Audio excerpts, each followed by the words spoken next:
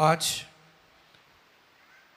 की शाम जो पैगाम, जो मौजू हमारे सामने है वो नोट फरमा लें। आज का पैगाम जिस मौजू पर हम सीखने को हैं वो पैगाम है यीशु के नाम से जन्म का लंगड़ा चलता है, और उसका सब टाइटल यीशु नाम की कुदरत। हालेलुया। दुनिया में बहुत सारे अजीम, मुकद्दस, पाक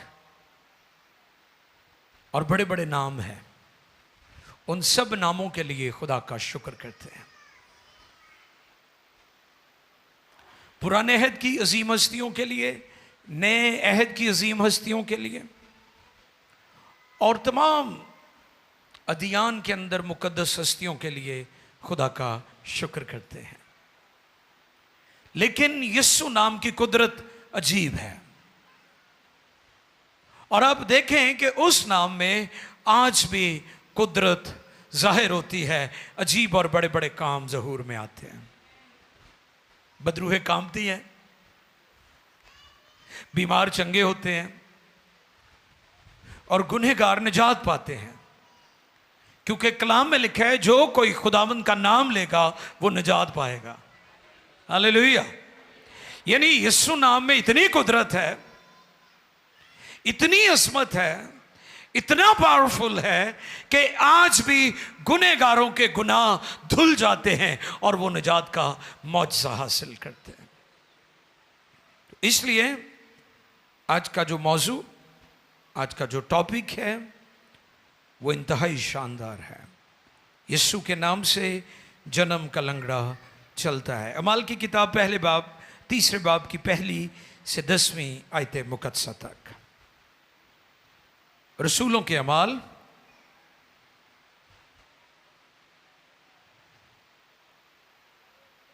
रसूलों के अमाल तीसरा बाब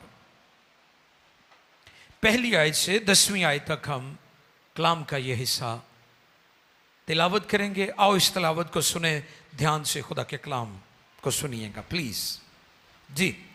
खुदा के कलाम में मुकद्दस में यूं लिखा है, पतरस और यूहन्ना दुआ के वक्त यानी तीसरे पहर हैकल को जा रहे थे, और लोग एक जन्म के लंगड़े को ला रहे थे, जिसको हर रोज़ हैकल के उस दरवाज़ा पर बैठा देते थे जो खूबसूरत कहलाता है, ताकि हैकल में जाने वालों से भीख मांगे।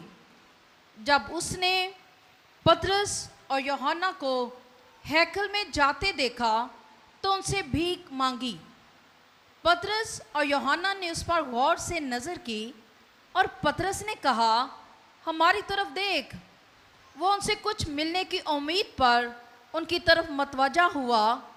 पतरस ने कहा, चांदी सोना तो मेरे पास है नहीं, मगर जो मेरे पास है वो तुझे दिए देता हूँ। यीशु मसीह नासरी के नाम से चल फिर। और उसका दाहिना हाथ पकड़कर उसको उठाया, और उसी दम उसके पाँव और टखने मजबूत हो गए, और वह कूदकर खड़ा हो गया और चलने फिरने लगा, और चलता और कूदता और खुदा की हमद करता हुआ उनके साथ हैकल में गया। और सब लोगों ने उसे चलते फिरते और खुदा की हमद करते देखकर उसको पहचाना कि ये वही है जो हैकल के खूबसूरत दरवाज़ा पर बैठा भीख मांगा करता था। और उस माजरा से जो उस पर वाक़या हुआ था बहुत दंग और हैरान हुए। आमीन। मुकद्दस कलाम के पढ़े, सुने, समझे और कबूल किए जाने पर खुदा की बरकत। सब कहें आमीन। कलाम खुदा में से ये जो भी तिलावत हमने सुनी है, ये रसूलों के अमाल यानी शागिर्द रूह कुद्स पाने के बाद ईद पेंतिकोस्त के दिन जब उन्हें रूह कुद्स मिल गया तो फिर उनकी मिनिस्ट्री और खिदमत में एक नया दौर शुरू हो गया, एक नया आगाज शुरू हो गया, नई शुरुआत।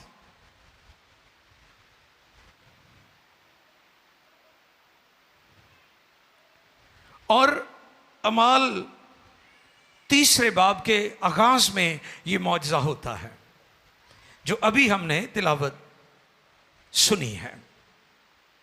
और यह मौजज़ा एक ऐसे शख्स के बारे में है जो जन्म से लंगड़ा था, मफलूज था, चल फिर नहीं सकता था।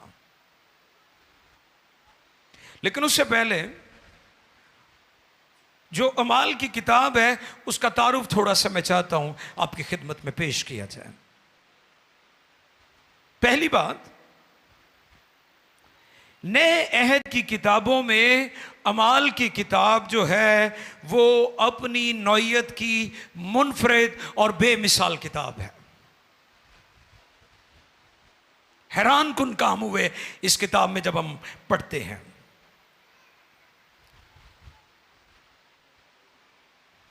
और ये ऐसी किताब है जो अनाजील और खुदूद के दरमियान ब्रिज का यानी पुल का काम करती है। और फिर इसके बारे में मुफस्सरीन कहते हैं ये लूका तबीब की मार्फत लिखी गई इंजील का तसलसल है, उसी को कंटिन्यू रखा गया है इस किताब में। और फिर बाज़ मुफस्सिर यह भी कहते हैं कि अमाल की किताब गॉस्पल ऑफ होली स्पिरिट है। हालेलुया। ये रूह कुद्स की इंजील भी है। बाइबल के उस उसातज़ा, मुफस्सरीन और थियोलॉजियन ये कहते हैं कि अमाल की किताब जो है ये रूह कुद्स की इंजील है, गॉस्पल ऑफ होली स्पिरिट है ये। और फिर इसमें मैं मुख्तसर बयान करूंगा कि इसमें जो इसका ऑथर है, जो इसका मुसन्निफ है, जो इसका लिखने वाला है, उसने इसे 4 हिस्सों में तकसीम किया है। 4 पोर्शन है इसके। नोट करें अगर आप कर रहे हैं। इसका एक हिस्सा इवेंजलिस्टिक बिशारती पैगामात पर मुश्तमिल है और फिर इसका दूसरा हिस्सा, इसमें तालीमी पैगामात यानी गौर फिक्र की तालीम दी गई है कि चर्च को अब नेक्स्ट लेवल पर जाने की जरूरत है। ये नहीं भी चर्च पहली क्लास ही बैठा रहे, कलीसिया को रूहानी तौर पर पुख्तगी की, मजबूती की, स्पिरिचुअल मैच्योरिटी की जरूरत है। इस किताब को पढ़ने से आप स्पिरिचुअली तौर पर मैच्योर भी हो जाएंगे। यह इसकी अहमियत को बयान करती है। और तीसरी, इसमें खास तालीम दी गई है दावत ईमान, यानी ये अपॉलोजेटिक पर भी बात करती है कि दुनिया और कौमों को यीशु के बारे में बताया जाए। दुनिया को बताया जाए कि यीशु मसीह सिर्फ मसीहों के लिए निजात दहिंदा नहीं है बल्कि अक़वाम आलम के लिए है। और फिर चौथी और आखिरी बात, इसमें नसीहत से भरे हुए पैगामात और तालीमात कसरत से पाई जाती हैं। 4 पोर्शन है इसके। और अगर आप इसको ध्यान से पढ़ें तो आपको रूहानी बातें, इल्मी बातें, तरक्की की बातें, खुदा के हैरान कुन काम तो मिलेंगे। आपकी थियोलॉजी, आपकी जो इल्म इलाही है वो भी ठीक हो जाएगी। जो लोग रॉन्ग और गलत कॉन्सेप्ट बयान करते हैं वो भी ठीक हो सकते हैं। तो इसलिए अमाल की किताब बड़ी ख़ास है। इसका हमारे लिए पढ़ना, मुताला करना, इसकी स्टडी करना बहुत ज़रूरी है। जैसा कि तीसरे बाब के आगाज़ में जिस्मानी शिफा का जिक्र मिलता है, जो कि जन्म का लंगड़ा था और हर रोज़ उसे हैकल के कौन से दरवाजे पर, खूबसूरत दरवाजे पर बिठा दिया जाता था।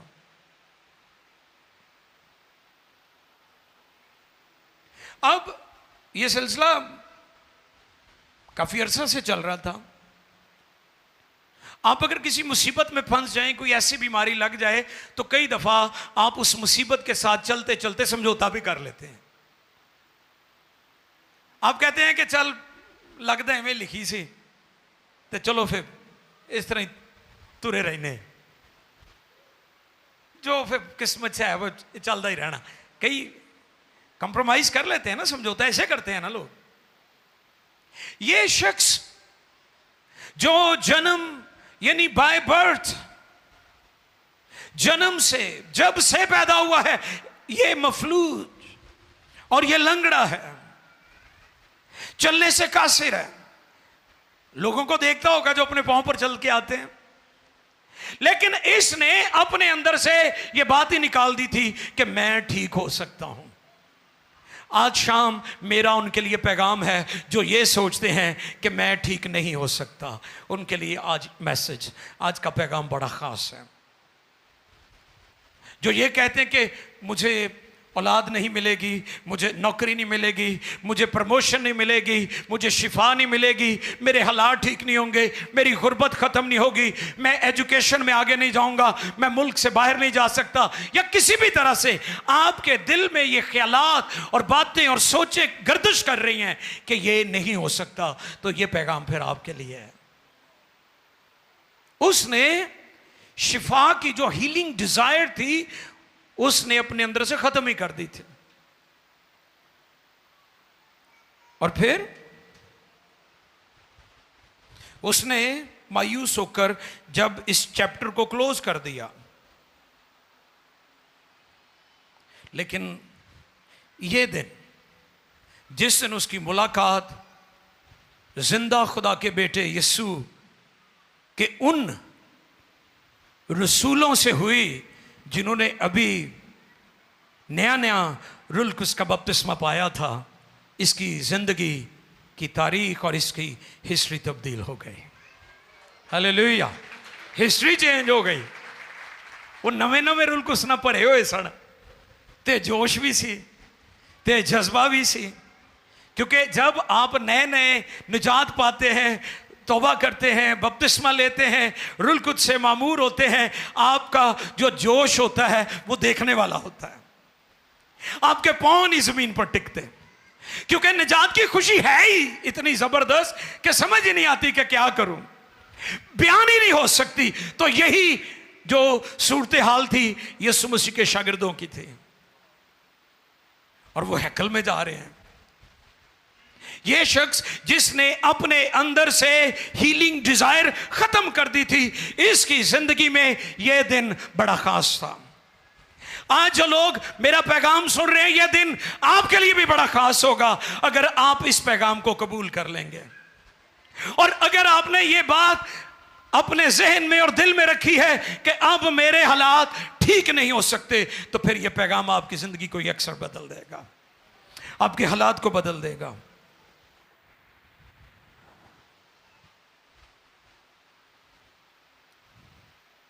इसे कहां पर रखा गया?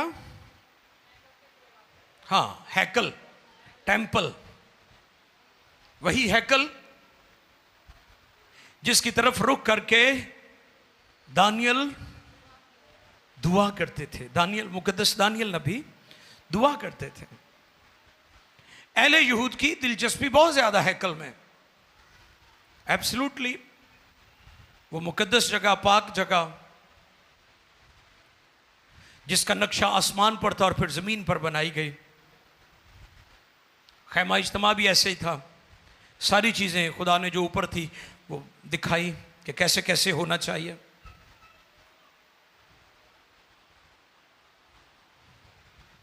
उसे मजहबी जगह पर बिठाकर भीख मंगवाते थे। इस पर मैंने पहले भी बात की थी कि ये जो मांगने वाले होते हैं ये बड़े स्मार्ट होते हैं। मंगण का तरीका बड़ा जबरदस्त होता है उन्होंने। वो किसी ऐसी जगह ते नहीं जाणगे जिथे कोई उल्टे सीधे काम होंगे ने, वो मजहबी जगह ते जाणगे क्योंकि जिहड़े उत्थे लोग आते हैं वो इमोशनल होंगे ने।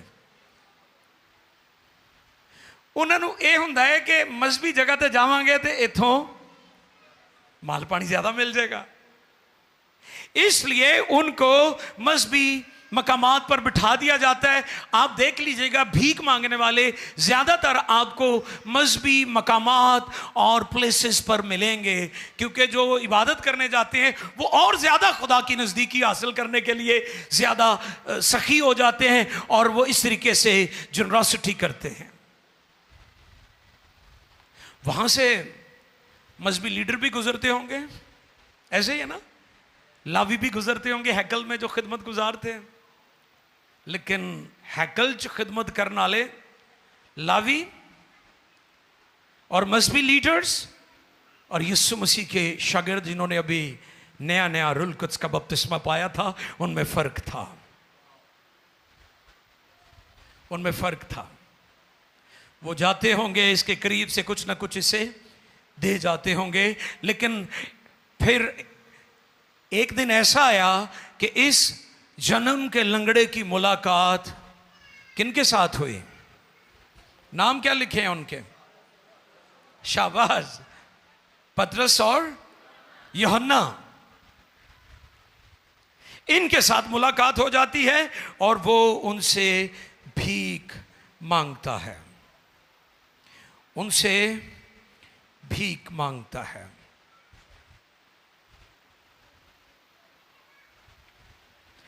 और वो उसको क्या कहते हैं? अब वो कहां पर बैठा है, पहले थोड़ा सा इस पर हम बात कर लें।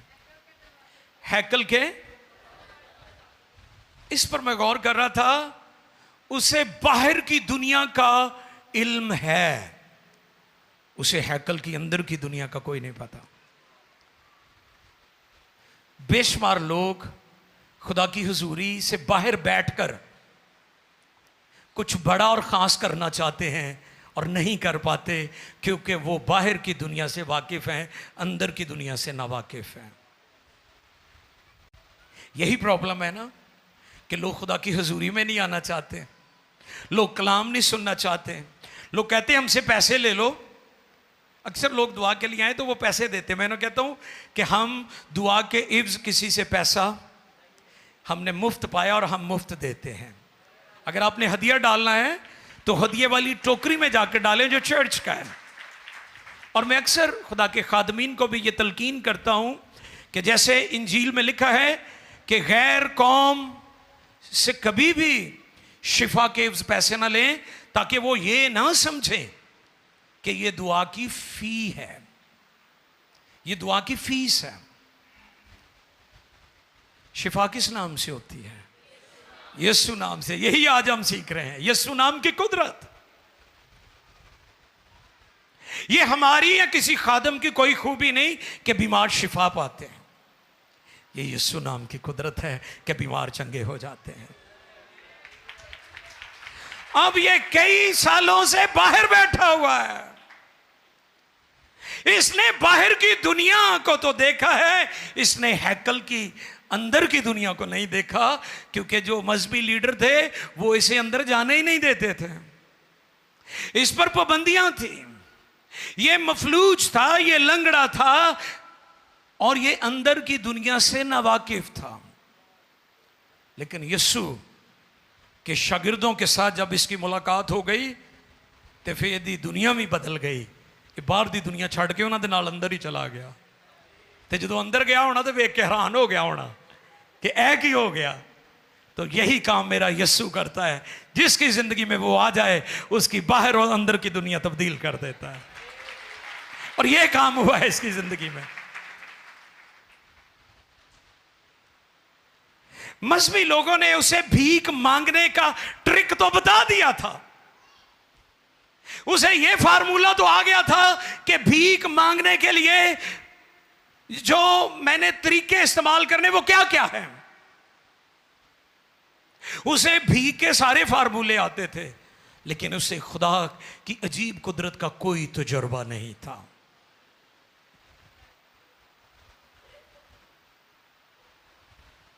जन्म का लंगड़ा तैयारी करके नहीं आया था।